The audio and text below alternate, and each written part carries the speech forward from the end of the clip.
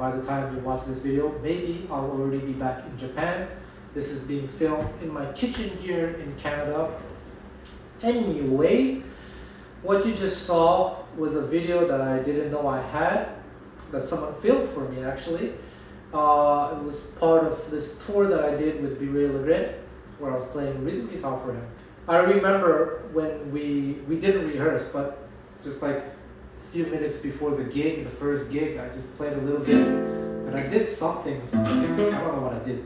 And Biré said, "Oh, you play solo too." I was like, No. I'm only gonna play rhythm for you." And I remember what he said: "I'm the boss, you do as I say." He said something like that. It's kind of a scary way of saying. So we did like 4 gigs, 3 official gigs and one kind of like a Q&A, but we still played. Anyway, the first gig, Biré started minor swing, you know.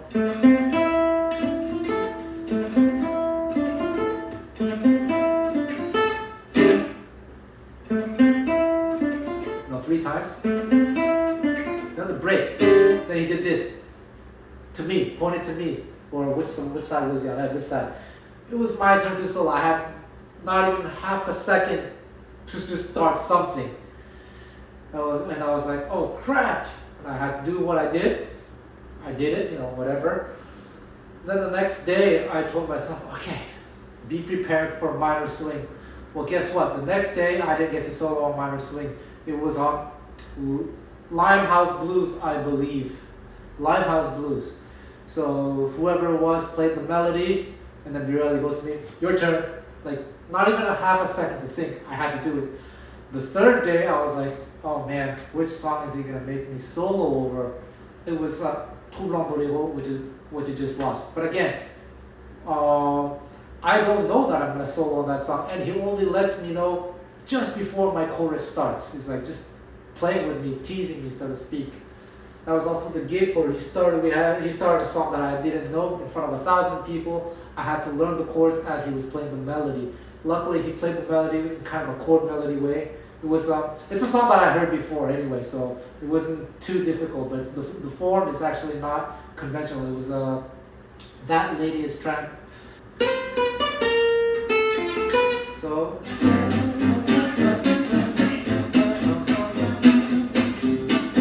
The whole thing as he was playing it. Oh man, that's kind of the training that I got over the years. The best training I got was not from lessons. I didn't really take many lessons. I just spent a little bit of time with Fabi Lafertin, 1 month to be exact. And otherwise, it was just like through community. And I learned more on the job than I ever did as a teenager taking jazz guitar lessons. Like, I would always get hints and little tips like that here and there from different players that helped me. Like, I remember from Vava Adler getting a lot of tips about chord voicings to be more musical. Same thing with Charles Lindbergher, Musicality. Even Stokely Rosenberg didn't really say much, but he would ask me, hey, when you play this rhythm, which was like double jeu, he wanted me to have more accent on the upstroke.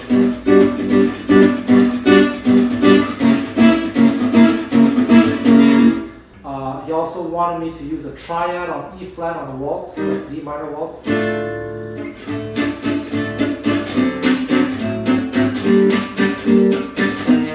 This one, he didn't want this one. He wanted this, which sounds more traditional for a waltz. Little things like that got me to think a lot, and lots of little hints about musicality, no choice, constructing a solo accompaniment was learned on the job, which is why I always say, I mean, not always, but a lot of times in my videos, I say that sometimes I'm not a big fan of the traditional lesson where you come once a week. I always prefer to teach or to coach in an environment where we're actually doing the job. And then I can see you in the real setting. It's one thing to practice a lot of things isolated and even get it to a certain degree of fluency, but always isolated. It's another thing to put everything together so that you play an entire piece from A to Z. I see that a lot, even myself when I play violin. Sometimes I play classical pieces. you think you know a piece because you've worked on a lot of different parts, isolated, you got it to a certain degree of fluency, but you can't put it together. And when in the real life situation, that's when you know whether you got it or not. And a lot of people, myself included, don't have it together. So of course it's important to work at home. It's very, very important to refine everything, but then you have to put it to the test. Can you actually pull it off in a real environment, at a jam session, or be better yet, in a real professional concert? And if you don't, then you have to work towards that goal, putting everything together. Isolation in itself is half the battle. Now, speaking of isolation, you isolate things when you realize, okay, we did the whole song, I survived, but there were a few points that were not good. Here. So I remember, I think it was in 2013 or 14, I believe. I was in Belgium. I flew into Brussels, early morning, showed up to Charlie Berger's apartment. It was super early in the morning, so we slept. And then the next day we were going to record an album with Reno van Hooydonk. And that album, you can see some videos on my YouTube channel, but we sold out. We don't have any CDs anymore. Maybe I'll release it digitally at one point. But anyway, we had not even decided which songs we were going to record the next day. That's how it was. That's how it is with Birel Legrand's Gypsy project, by the way. They show up to the studio not knowing what to play. So here I am in Brussels with Cha, and we start talking about songs. And I forgot which song it was that had a little arrangement, like a rhythmic thing that I had to do in the accompaniment, and I couldn't get it. And we had to record it the next day. So I asked Cha, okay, just break it down for me. What do I have to do? What do I have to do? He broke it down for me. Then I went to the guest room and I practiced for 30 minutes, maybe 20, maybe less actually, 20 minutes. And then with a metronome and without a metronome, and then always in context. And then I went to Cha, hey, can we try it again? Boom, got it. So the isolation thing, of course, is important as well. Then we had a general rehearsal thing at a cafe or something with everyone. Then the next day we record the whole album, everything, boom, one take, sometimes two takes, but all one after the other. Learning on the job. To have this environment, to have the opportunity. But how do you get these opportunities? Well, first of all, hopefully you live somewhere where you have the opportunity to be playing with someone who is more knowledgeable with you. Not just someone, but multiple people, because a lot of the advices that I got were not from just one person, but from many, many people, and that's what makes me the person that I am today. So, how that even happens, you have to learn to befriend people, and you have to get them to like you, and show them that you're willing to learn, and show them that you're humble enough actually to receive instruction. Because here, let me just say something, maybe it's not going to be pleasant to hear, but it's very, very important. I sometimes, around the world, there are different, quote-unquote, gypsy jazz social network, like messaging groups, where the local musicians have a group chat together. And when it first starts, and this is, I'm not talking about any city party, because this happens in a lot of cities and a lot of countries. What first happens is everyone is enthusiastic. Amateurs and more advanced players together, get together. But then after a while, something happens. The good players stop showing up. Why? Because the players who are not as good, which is fine, are taking too much space. As Duvet says in one of my interview videos, unfortunately, as much as we want it to be, music is not really a democracy. There's a sense of seniority, hierarchy. And I think the reason why I personally was able to learn from all these players is I showed myself extremely humble in front of them, telling them I don't need to solo, or if I solo, I just take one chorus. Yet, and sometimes, that's even if I take one chorus, sometimes I'll just say, I'll just watch, I'll just play rhythm. I'm happy just to play rhythm for you and just watch. Whereas a lot of these jam sessions where everything is more, quote unquote, everyone is equal, well, let me put it this way. What does Birel Legrand get from jamming with me if I take way more space than him? He gets nothing from me. It's actually, he's doing me a service, right? And so that's what I noticed around the world. good players stop mingling with the not as good players, because the not as good players are taking too much space, or doing things they shouldn't be doing in the company or things like that. So what happens is the good players, they create a private group among themselves and they get together among themselves. And I find that very, very unfortunate. I understand, I don't blame them, but so I think that's something that should be said, that you guys should be aware, if you're learning, you don't have to take too much space. If you have the opportunity to be learning from someone great and have the opportunity to be playing with them. There's an interview with Larry Coryell where he said that when he was young, he grew up in a place where there was not much jazz. And he thought he learned how to play jazz, learn all the skills, whatever, until one day he went to a city with an actual jazz scene, he went to a jam session, and apparently he didn't do well. But some person older than him saw the potential in him and said, hey, why don't you just come over to my place and just accompany me and I'll show you a few things here and there. That's what a lot of you might need. Those of you who are in a learning situation, be humble. Don't take too much space if you have the opportunity to learn from someone that way. That's the best way to learn while you're on the job. David Reinhardt in his DC Music School series, he talks about this as well, how because he lost his father very young and because of his name, Reinhardt, Django's grandson, he was pushed on stage at the age of 14, 15. And he admitted himself, he was not ready for it. He didn't even have a high enough level to be playing professional. Yet, that's what it was. But he had the humility and the intelligence to surround himself with good musicians and to learn from them. So don't take it just from me, take it from all these other players who went through the same thing. If you want access to the high players, either you pay them a lot of money to hang out with you, which is fine, or you show yourself very humble, get them to like you, and eventually they'll start inviting you. And maybe you just play rhythm in the corner or somewhere, but you're watching, you maybe ask a little question here and there, they'll tell you.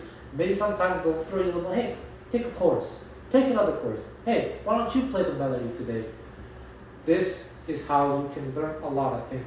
Quite honestly, this beats all the private lessons I've ever had. And there we go. I got to learn, with all the best players in the world, not just Gypsy Jazz, even the DC Music School stuff, talking to them like after working, picking their brain, Pat Maltino, Uwe Vakenius, Mike Stern, etc., etc. These guys were all my teachers. I consider myself uniquely lucky in that way. So find those people wherever you live, the best musicians you can find, get help from them. I also learned a lot about musicality and how to prepare a concert, how to talk to an audience from doing this job. I'm an introvert. I'm actually very, very introverted. But I've learned how to entertain an audience, how to speak to a crowd. Because I was doing that job, I was performing artist. It was 10 years ago. I kind of stopped that for other reasons. But I learned how to create a program, how to talk to the audience, and how to create a mood, so to speak. Like the first song, second song, third song was slow, fast, style, dynamic change, how many courses I should take, how long a song should last. I learned all these things on the job by reading the air, looking at the audience, like, all right, the audience is getting bored, I need to do this, or I need to tell, say this story or whatever. So the lesson is everywhere in the real life if you're willing to open your eyes and ears and your heart to it. So that thing with Birelli forcing me to solo on random tunes, this is part of the preparation as well, this spontaneity. And I'm very happy that I learned to play with Gypsies by ear, where we had to learn songs in the moment as fast as possible. This is the reason why I was able to survive. I'm not saying I played well, but I survived it. I survived it very, very, very well because of this training. That again, I see a lot of people, some people who are very good, very, very, very talented, but they don't have this training to be spontaneous, to react in the moment. What it is like I said, they've isolated things. They've isolated something. Maybe they can play that one thing that they play, or in that one style that they play super, super well. But when it comes time to being like super flexible, and this training, I owe it to the gypsies, really, the Sinti, where I just had to learn, memorize everything as fast as I could, or else I'm left out. I remember I was with Paul Schaefer one time. The first time I met him, we got together, and he taught me an entire waltz. At that time, there were no smartphones, and I didn't have a recording device. I memorized the entire thing. He showed me the entire waltz. It was this one.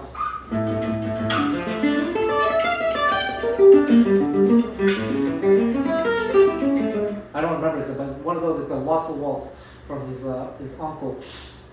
He showed me the entire, I memorized it. Then I went back to my dorm room, wherever I was staying, and I practiced the whole thing, the whole afternoon, the next day, just to remember it. Just training my memory, my ability to learn on the spot. And also I had to, because there were no teachers, I had to learn a lot of stuff by ear. I transcribed so much. By transcribe, I don't necessarily mean writing down, but I spent so much time with my guitar in front of recordings and just lifting. I've shared this story before with you, but one of my biggest weaknesses were actually my ability to hear chords. Now it's super good because I did this work. This work that a lot of people are very afraid to do. They're looking for a shortcut. They're looking for a secret formula, looking for a book that tells them do this or that. But I'm telling you, get into the real world, and that's the ultimate test. Open your ears, open your eyes, open your heart to all the lessons everywhere. And then when you screw up, which is fine, it happens. I've screwed up before, everyone has. Try to ask yourself, why did you screw up? Analyze it. How can you fix it? That's when you go home and you isolate things and you try again, and try it, rinse and repeat. This environment thing is how I learned all these tunes, how I developed my ears, because I was playing twice a week for a number of years at this Cafe Sarajevo. No longer exists, unfortunately. I had to acquire repertoire, and all this repertoire was learned by ear and also memorized. And this gives me the ability to learn songs extremely quickly.